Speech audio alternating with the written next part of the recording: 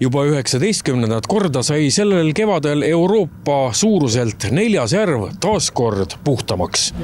Sel aastal eelmine nädal me olime Peipsi põhjaosas, seal me saime üle 300 võrgu ja täna oleme siis teist päeva siin Peipsi lõuna- ja keskosas.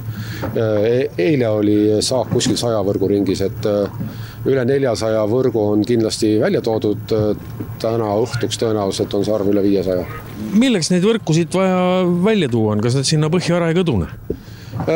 Tänapäeva võrgud on sünteetilisest materjalist, et nad lagunevad väga aeglaselt. Võrgud on ette nähtud kalapüügiks. Nad püüavad tükk aega, kala läheb sisse, algul veab võrgu põhja, siis ta laguneb ära, tõuseb uuesti pinda ja nii see ring kestab mitu korda enne, kui ta lõpuks sinna veekogu põhja jääb. Kui ta seal aastaid on, siis ühel hetkel see sünteetika hakkab lagunema, et tekivad siis väiksed plastosakesed, mis siis kalad toituvad nendest, satuvad kalaorganismi ja pärast meie toidulauale, et eks ta niimoodi üldine probleem on meil. Kõigi aastate peale kokku on eelmise aasta seisuga Peipsi järvest tragimise käigus leitud ja eemaldatud 12 029 nokkevõrku. Võrgud ühte jadasse asetatuna oleks kogupikkuseks ligikaudu 842 kilomeetrit. Puhtamaks läheb ta kindlasti, aga neid tuleb järjest iga aasta juurde. Eks paadide vahele, mis vahed jäävad, juhtub ka nii, et mõned võrgud jäävad vahele, neid püütakse kinni järgmine aasta. Ja nii ta on ja uuesti tuleb kogu aeg võrke peale, et ega palju vähemaks neid võrke siin ei jää, et praktiliselt on samad kogused iga aasta. Kus kohast need võrgud sinna põhja satuvad? Kas inimesed lihtsalt ei hooli oma võrkudest või kuidas nad satuvad sinna vette?